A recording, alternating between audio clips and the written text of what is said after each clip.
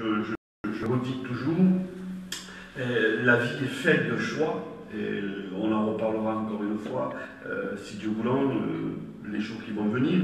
Et même dans le Seigneur, parfois, il y a des choix à faire. Vous savez ça? Il y a des choix à prendre. Et parfois, parce que nous n'avons pas fait le bon choix, mais tout se passe mal, et tout se passe comme on l'aurait voulu, et ça se passe, ça passe aussi, mais parce qu'on a fait des mauvais choix dans nos vies. Et je crois que la première chose que nous devons faire, justement, et le choix que nous devons nous dépendre, c'est chaque jour vivre une vie avec Dieu. Qu'il nous amène. Voilà. Alors, ce n'est pas le thème de ma prédication ce soir. Je voudrais tout simplement nous faire rappeler des choses dans la vie pour essayer de nous accrocher plus dans le Seigneur et d'aller plus loin avec Dieu. Qui sont ceux qui veulent aller plus loin avec Dieu? Vous savez, parce qu'il faut le faire, il faut le dire. Il n'y a pas de motivation venant de Dieu si quelqu'un déjà n'est pas prêt dans son cœur, dans sa vie. Je disais toujours, celui qui veut être faible, c'est parce qu'il veut être faible. Vous savez? Parce que la parole de Dieu nous dit que nous devons nous fortifier à travers la parole. Et justement, à travers la parole, nous voyons des personnes qui ont fait l'expérience avec Dieu et se sont fortifiées avec la parole. Et bien, il n'y avait pas de faible. Même par les persécutions des apôtres et les maltraitances que les hommes, justement, à cause du nom de Dieu, se faisaient, eh bien, ils étaient forts. Qu'ils s'amènent. Et aujourd'hui, une petite grippe de rien du tout, parfois, un problème de rien du tout à la maison, là, nous sommes faibles et on n'est plus comme Dieu le veut. Vous savez, celui qui veut se fortifier, eh bien, il peut le faire encore à travers la parole que le nom de Dieu soit béni.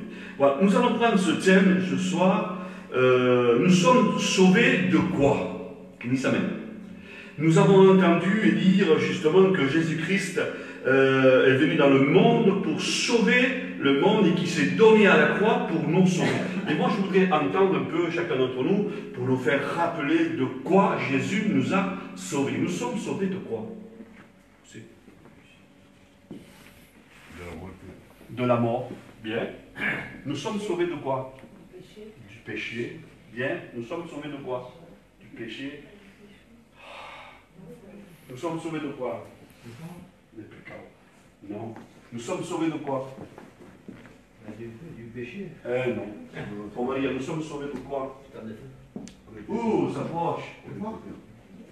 Le temps de feu. Les temps de feu. Nous sommes sauvés de quoi? De la tentation. Nous sommes sauvés de quoi? De l'enfer. Oui, c'est tout bien. Mais on est loin de la réalité. Nous sommes sauvés de quoi, Louis? De la deuxième mort. De la deuxième mort, pas mal.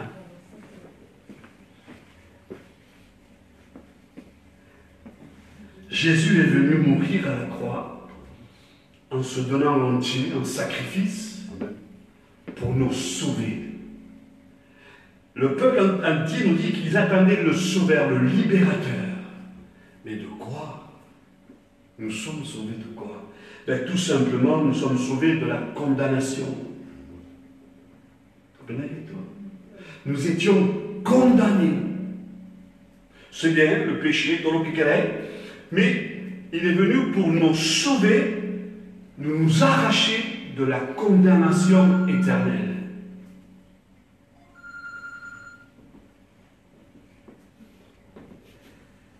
Et je crois qu'il est important justement de se souvenir ce que Christ a fait ici sur la terre des hommes pour nous. Il est venu en tant qu'homme, en étant Dieu, justement pour nous sauver de la condamnation, que le nom de Dieu soit béni.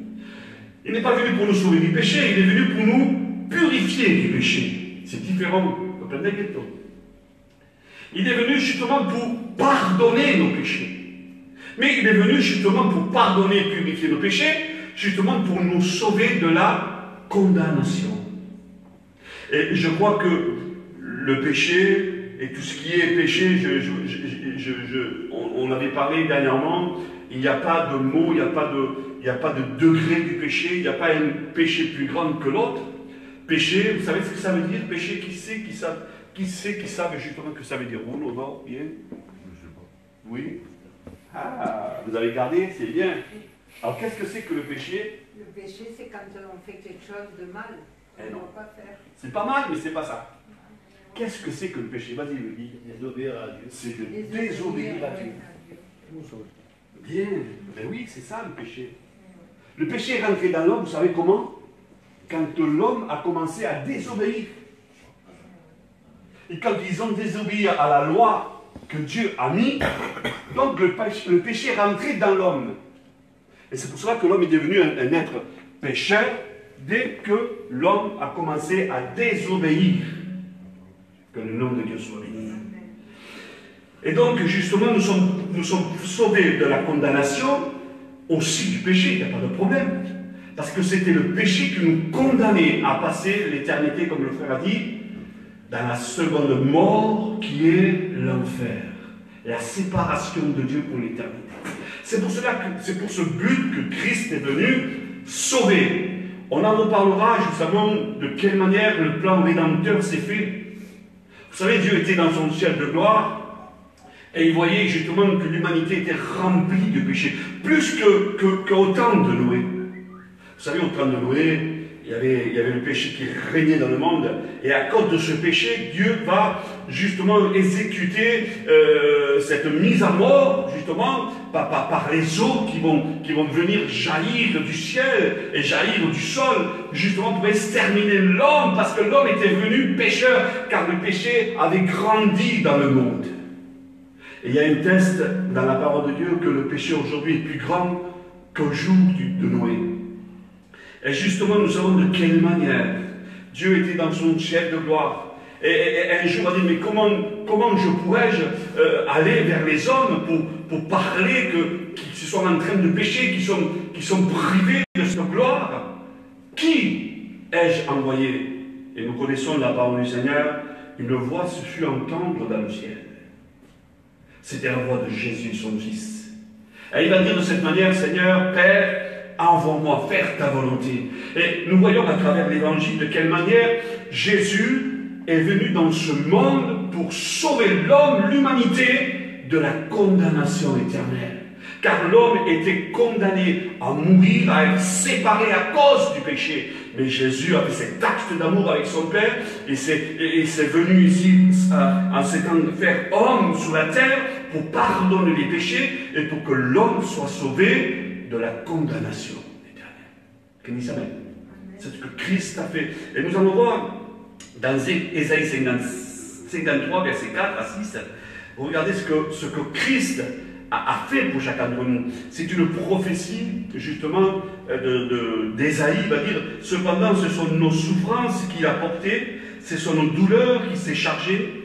Nous l'avons considéré comme puni, frappé de Dieu, humilié, dans le verset 5, mais il était blessé pour nos péchés, brisé pour nos iniquités. Le châtiment qui nous a donné la paix est tombé sur lui, et c'est par ses meurtrissures que nous sommes guéris, que le nom de Dieu soit béni.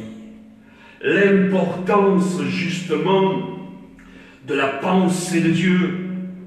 Nous étions justement rebelles, et le châtiment qui nous était réservé à nous, pécheurs, est tombé sur lui, sur Jésus, pour nous donner la paix. C'est pas formidable ça? Eh bien, il y a des personnes justement aujourd'hui, même des chrétiens, qui oublient ces choses-là. Le but que Christ est venu sur cette terre, on commence à l'oublier. On ne se rappelle plus ce que Christ est venu sur cette terre faire, ce qu'il devait faire. Et même au sein de l'Église et au sein des cœurs aujourd'hui qui ont rencontré Jésus-Christ, on commence à oublier ces choses-là. Nous devons garder ces souvenirs. Nous devons garder ces promesses venant de Dieu, ce que Christ a fait pour chacun d'entre nous. Vous savez ce qui m'a rendu plus fort un jour en jour? C'est de me rappeler ce que Christ a payé pour moi. Le châtiment qui m'était réservé à moi, à toi, aux pécheurs dans l'humanité. Eh bien, il est retombé sur lui justement pour nous donner la paix. La paix avec qui? La paix avec Dieu. Amen. Parce que que ses péchés n'ont pas été pardonnés, pour celui justement qui n'a pas été purifié par le sang de l'agneau, il est en rébellion avec Dieu, il est en guerre avec Dieu. Mais celui qui a accepté Jésus-Christ comme sauveur maître et que le sang de Christ a purifié les péchés pour les sortir justement de cette condamnation, la deuxième mort qu'on appelle, eh bien la paix est venue sur eux. Et justement, nous sommes en paix en Christ et en Dieu à travers le sang de Jésus. Nous devons nous rappeler ces choses-là. Dans le verset 6 de même chapitre, il nous dit « Nous étions errants comme des brebis, chacun suivait sa propre voie. » Et c'est vrai. Avant de connaître Jésus, nous étions comme cela, errants dans la terre. Comme des brebis, chacun suivait sa propre voie et l'Éternel a fait retomber sur lui l'iniquité de tous nos péchés. Dans le verset 7, il nous dit « Il a été maltraité. » Il a été maltraité, opprimé. Il n'a point ouvert la bouche, semblable à un agneau qu'on mène à l'abattoir, ou à la boucherie, comme vous voulez. Comme une brebis muette devant ceux qui vont l'attendre. Il n'a pas ouvert la bouche. Que le nom de Dieu soit béni. Tout cela pour nous donner la paix, la liberté, afin que nous soyons justifiés à travers cette mort à la croix. Comme une brebis, il nous dit. Comme une brebis, justement, qu'on amène à l'abattoir, il n'a pas ouvert la bouche. Et pourtant, il pouvait le faire. Il avait cette autorité, justement, de se défendre. Mais il a été jusqu'à la mort et à la mort de la croix pour chacun d'entre nous, pour nous donner la vie. Et nous devons nous rappeler, il y a des personnes qui se rappellent ici sur terre les bonnes œuvres que les hommes ont fait. Vous savez, quand on parle des hommes aujourd'hui, et quand nous examinons ce que l'homme a fait sur la terre, il y a des personnes justement qui se rappellent tout le temps, comme Coluche. Qu'est-ce que Coluche a fait? Et on se rappelle de lui.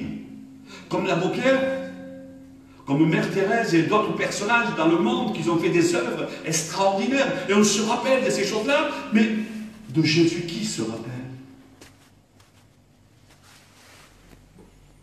Qui se rappelle de Jésus? L'humanité entière ne se rappelle pas. Et pourtant, nous devons nous rappeler ce que Christ a fait pour chacun d'entre nous, ce que le Père a fait pour chacun d'entre nous. Il nous dit dans Jean 3,16, vous connaissez le verset, et nous devons nous rappeler ces choses-là qui nous a tant aimés. Qui dit Amen. Est-ce que vous aimez Dieu? À quel point? À quel degré nous l'aimons? Dieu a démontré son amour. Dieu a justifié son amour. Pas en signant dans une feuille ou un contrat, je ne sais pas. Pas en faisant des bonnes œuvres. Mais vous savez comment Jésus, Dieu, a manifesté l'amour du Père. Il nous dit que Dieu a tant aimé le monde qu'il a donné son Fils. L'acte d'amour le plus grand que l'homme peut rencontrer dans cette terre. Je vous aime à tous, d'un amour dans le Seigneur, mais je ne donnerai pas mon Fils pour vous. Et vice versa, sûrement. Tu ne donneras pas ton Fils pour moi. Et pourtant, nous nous aimons. Mais Dieu n'a pas regardé ces choses-là. Dieu a dit qu'il a tant aimé le monde qu'il a donné cadeau, sans payer, la vie de son Fils. À la mort et à la mort de la croix, pour nous racheter de nos péchés, pour nous sauver de la condamnation. Il a été humilié, opprimé, maltraité. Le châtiment qui nous donne la paix est retombé sur lui. Et nous devons nous rappeler ces choses-là. C'est dans ces regards que nous allons devenir plus forts encore, quand nous nous rappelons ce que Christ a fait. Vous savez, si je vous fais un bien, ben, toute votre vie va dire, ah, Tchato, il m'a fait un bien, et je le reconnais, je suis reconnaissant. Combien de bien Jésus a fait pour chacun d'entre nous? Quoi? Est-ce que nous nous rappelons ce que Christ s'est donné? Est-ce que nous pouvons nous rappeler le bien que Christ a fait pour l'humanité entière? Ah, il nous a sauvés, il nous a pardonnés, que le nom de Dieu soit béni. Nous étions errants comme suivant notre propre voie, il nous dit, l'Éternel a fait retomber sur lui l'iniquité de tous. Il n'a pas ouvert la bouche comme une brebis qu'on amène devant ceux qui l'attendent. Dans Galates 3, verset 13, il nous dit que Christ nous a rachetés de la malédiction. De la cuenta. Et je ne voudrais pas m'étendre dans le mot malédiction, vous savez ce que ça veut dire? C'est quelqu'un qui est maudit. Quelqu'un qui a maudit, quelqu'un qui est maudit. Eh bien, la parole de Dieu nous dit que Christ nous a rachetés de la malédiction de la loi, étant justement la malédiction pour nous, il est devenu malédiction, car il est écrit dans la parole. Maudit celui qui est pendu au bois. Il s'est fait lui-même malédiction, c'est-à-dire que la malédiction est tombée sur lui, justement à cause du péché de l'homme et de la femme. Quand il est monté à la croix, il est devenu une malédiction pour chacun d'entre nous. La malédiction qui nous attendait, Jésus l'a pris en lui. Il nous a enlevés de cette malédiction. Et nous sommes devenus justement enfants de Dieu. Et il nous a sauvés de quoi? Il nous a sauvés du jugement et de la condamnation. Le péché qui nous jugera justement par les saints et justes, il nous dit. Mais le châtiment que nous donne la paix retombée sur lui pour nous donner, nous libérer de cette condamnation éternelle. Est-ce que nous nous rappelons de ces choses? Vous savez, à chaque fois que je lis, à chaque fois que je suis devant mon ordinateur, à chaque fois que je prends la guitare pour chanter, eh bien, je me rappelle ce que Christ a fait pour chacun, pour moi et pour chacun d'entre nous. Si nous voulons aller plus loin avec Christ, eh bien, nous devons rester dans cette pensée que Christ est venu pour sauver l'homme, pour nous sauver de la condamnation éternelle. Romains 5, verset 1er, il nous dit, étant justifiés par la foi, nous avons la paix avec Dieu par notre Seigneur Jésus-Christ. À travers Jésus-Christ, Dieu nous a fait la paix à travers la mort de son Fils. Il nous a donné la paix afin que nous vivions justement en paix avec Dieu. Dans Jean 3, verset 18, celui qui croira, il nous dit, celui qui croira en lui ne sera pas jugé. Mais celui qui ne croira pas est déjà jugé parce qu'il n'a pas cru au nom du Fils unique de Dieu. Il est venu justement pour être juge et pour juger, nous dit la parole. Et la parole de Dieu nous dit, celui qui croit, qui s'est donné à la croix du calvaire, il ne passera pas dans le jugement. Mais il nous dit que celui qui ne croit pas, qui ne fait pas cet acte de croire en Jésus, il est déjà condamné. Il est venu nous sauver de jugement éternel. Dans Jean 5, verset 24, il nous dit, en vérité, je vous le dis, celui qui écoute ma parole et qui croit en celui qui m'a envoyé a la vie éternelle. Qu'il nous amène. La vie éternelle. Le but de Dieu, c'est de nous donner la vie éternelle à chacun d'entre nous. Et donner justement, en vérité, je vous le dis, il nous dit, celui qui écoute ma parole, et en qui à celui qui il crut à celui qui m'a envoyé à la vie éternelle. Et il ne vient point en jugement, mais il passe de la mort à la vie. La mort, la séparation, nous étions condamnés à mourir. Ici, une fois sur terre et une deuxième fois là-haut, on appelle ça la deuxième mort, la séparation de Dieu pour l'éternité. Mais il est venu justement pour briser ces choses, pour nous sauver de la condamnation, et pour justement que nous passions de la mort à la vie. Il est venu pour nous donner justement la lumière qu'on était dans les ténèbres, du péché à la sainteté. Voilà ce que Christ est venu faire ici sur la terre des hommes pour ceux qui croient. Voilà le but de Jésus quand il est venu. De quoi nous sommes sauvés et par qui nous sommes sauvés. Nous devons nous rappeler sans cesse, justement. Nous sommes aussi sauvés de l'inconnu de la mort. De l'inconnu de la mort. Nous allons tous partir un jour, pas de problème. Riches, pauvres, grands, petits. Mais Dieu se souviendra de ceux qui ont donné leur cœur à Jésus et qui ont vécu justement une vie comme Dieu les veut. Ils seront reconnus. Vous savez, il y a des textes dans la parole de Dieu où Jésus lui-même va raconter des histoires, il va parler qu'il y a des hommes qui disent, Seigneur, j'étais avec toi, j'ai fait ceci, j'ai fait cela. Il va dire, arrière de moi, je ne vous connais pas. Et ceux qui connaissent et qui se font connaître de Jésus, la parole de Dieu nous dit qu'un jour, au son de la trompette de Dieu, à la voix de l'archange, il nous dit que la voix de Dieu va se faire ressentir justement dans les cœurs et on va reconnaître Dieu à travers sa voix. Et nous allons ressusciter pour vivre une vie éternelle avec Christ. Nous devons connaître justement à travers cette mort que Christ nous a fait voir à travers son évangile. Dans Jean 3, verset 36, celui qui croit au Fils a la vie éternelle. Celui qui ne croit pas a pas le Fils et ne verra point la vie, mais la colère de Dieu demeurera sur lui. La colère de Dieu demeurera sur lui. Jean 1, verset 12, il nous dit, mais à tous ceux qui l'ont reçu, à ceux qui croient en son nom, elle a donné le pouvoir de devenir, quoi? Enfant de Dieu. Enfant de Dieu, Seigneur. L'importance de cette parole. Si nous sommes enfants de Dieu, c'est-à-dire que nous avons un Père qui est dans les cieux. Qui dit Amen. Amen. Quel est le Père qui veut du mal à son Fils? Hein? Quel est le Père qui veut du mal à son Fils? Et je crois qu'à plus forte raison, si nous devenons, à travers la mort de Jésus, à travers le sacrifice, Dieu nous a donné ce pouvoir, pour celui ou celle qui le veut, de devenir enfant de Dieu. Afin d'avoir le même Père que Christ. C'est le point de vue. Et en devenant frères par le sang de Jésus, nous sommes devenus héritiers de Dieu parce que nous sommes maintenant enfants de Dieu et l'héritage nous attend dans le ciel. La vie éternelle. Qu'il nous amène. Et pour cela, nous devons nous rappeler justement ce que Dieu est venu faire ici sur cette terre. Romains 8, verset 1er.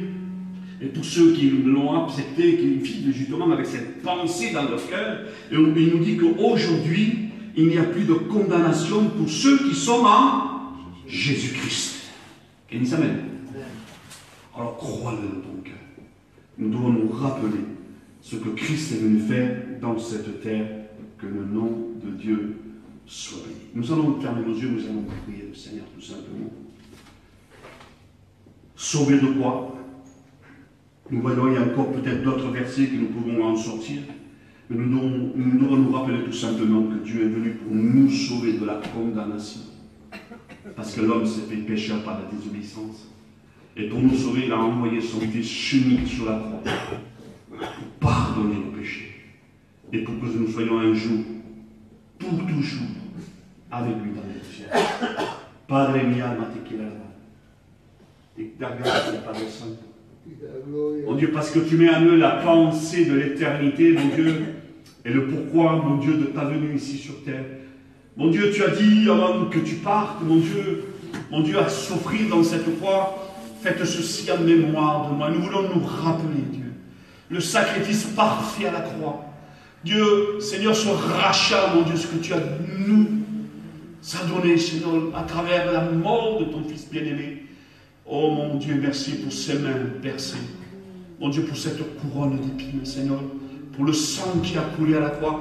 Pour le pardon de nos péchés. Oui, mon Dieu, nous voulons commémorer, Seigneur, nous voulons nous rappeler du sacrifice, mon Dieu, de ton Fils bien-aimé Christ. Oh, soit toute la gloire, Jésus. A dit toute la gloire, Seigneur. Prions le Seigneur. Que quelques frères et sœurs puissent rendre grâce. Que Dieu nous fasse rappeler chaque jour le sacrifice de Dieu. Amen.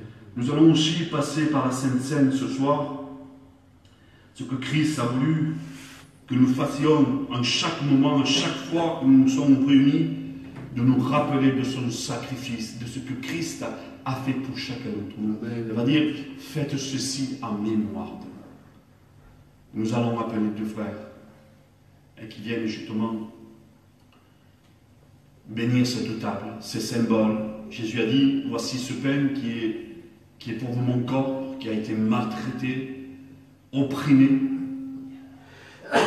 Prenez, mangez, ceci est mon corps. Et il va prendre cette coupe, la nouvelle alliance, en son sang, parce qu'il va présenter cette coupe de verre en disant, ceci est mon sang. Mangez de ce pain, buvez de cette coupe jusqu'à ce que je revienne. Jésus va dire, celui qui mangera de ma chair, boira de mon sang, aura la vie. Et Jésus a dit, faites ceci en mémoire de moi. Et nous voulons nous rappeler, Seigneur, nous voulons nous rappeler ce que tu as fait pour chacun d'entre nous. Bien sûr, pour Marie et Antoine, et qu'ils puissent présenter cette table au Seigneur, que le nom de Dieu soit béni. Prions. Señor Padre, quiero darte gracias, Padre, por la